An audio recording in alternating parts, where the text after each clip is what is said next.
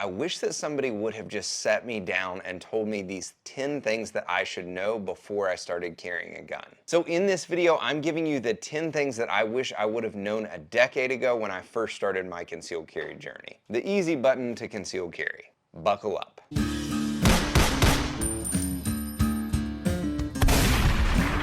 Be sure to stick around to the end because the last one is the most important, and honestly, it changed everything for me. The first is holster safety is so important. This is the biggest safety fail that new concealed carriers make, and I was no different. That's right, I carried in Uncle Mike's holsters too. Big mistake. Big. Huge. Having a holster that follows the rules of holster safety is crucial. That's why I carry Eclipse Holsters, the sponsor of today's video. Guys, I've been to their factory and seen their manufacturing process firsthand, and they care so much about every holster that they make. They also have some crazy wild prints, and they ship in 3 days or less. Get yours at eclipseholsters.com. I'm just glad that I learned about holster safety so I didn't shoot myself.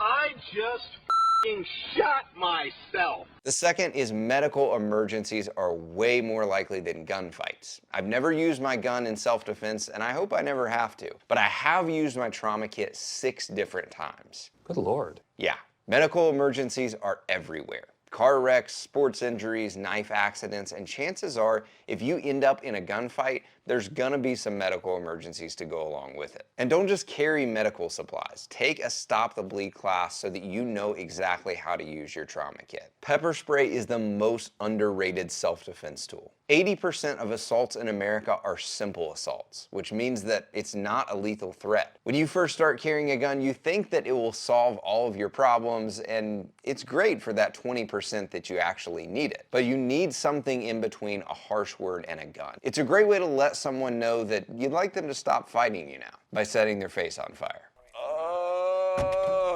Training beats gear every time. Guys, this is huge, and honestly, like 98% of gun owners get this wrong. Your $500 class with a good quality instructor will go way further in your self-protection than a $3,000 gun. If you get into a gunfight, it doesn't matter how nice and pretty your gun is, it matters how well you can shoot it. I'll put it this way, if my life depended on a baseball game, I'd rather be Babe Ruth with a cheap Walmart bat than an inexperienced baseball player with the nicest bat in the world. Ooh, that's interesting. You would be shocked how much improvement you can make in one 2-day class and some practice afterwards. Know the law or risk everything. Legal use of force isn't optional knowledge. Knowing when not to draw your gun and when not to shoot is honestly just as important as knowing when to draw and when to shoot. There's a ton of classes that handle this really well, but honestly the best resource that I've found out there is a book called Deadly Force: Understanding Your Rights to Self-Defense by Massad Ayoob. There's also an audiobook.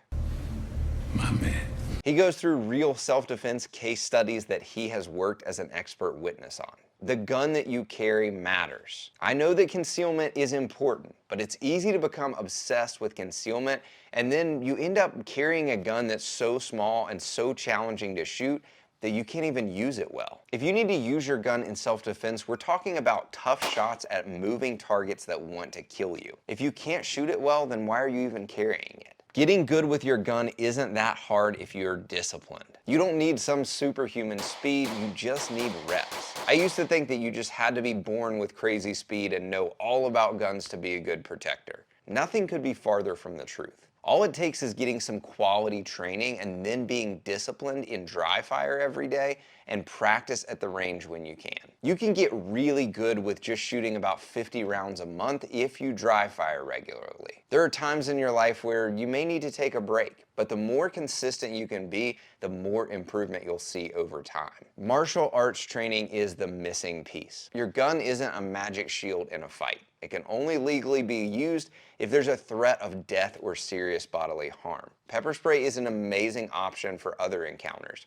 But what if the first time you realize you're in a fight or when someone's on top of you? What if you need to take someone down from behind because they're beating up somebody else? Or what if you need to fight a gun away from someone? There's no substitute for good martial arts training. I carried a gun for 7 years thinking that if the attacker was unarmed, then I'd just go hands-on with them, no problem.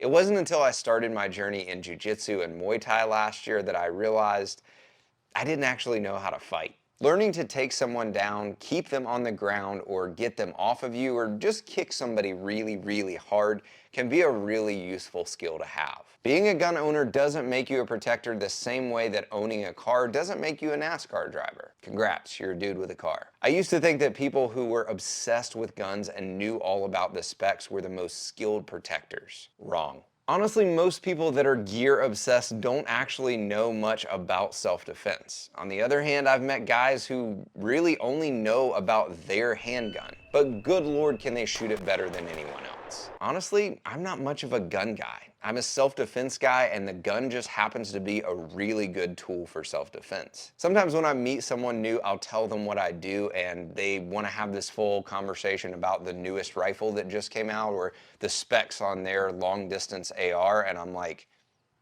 cool, dude. Good luck with that. Being a good protector means being well-rounded in all of your skills and weapons and having the understanding of when to use each one. Are you really a true protector if you just know all the Glock specs by heart, but you don't know how to pack a gunshot wound? Oh, it's a deep burn. Oh, it's so deep.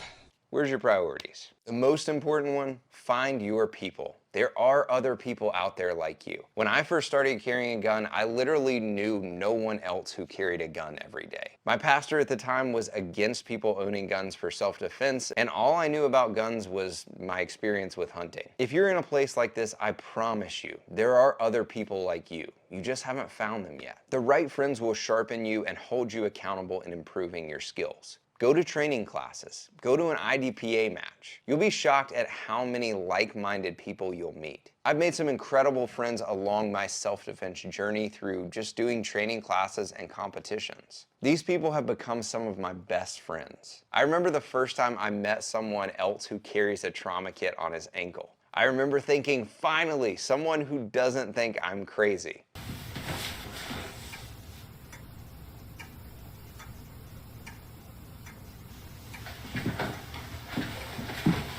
You're not alone. There's a ton of other protectors out there. Finding the right people will help you become a better protector. We just hit 10,000 subscribers, which is incredible. This YouTube journey has been crazy, but it means so much to me that you guys keep coming back every week. This is only the beginning. Let me know in the comments what you guys want to see next. Until next time, be alert, stand firm in your faith, be strong, be courageous, and let all that you do be done in love. Thanks for watching, and I'll see you next time.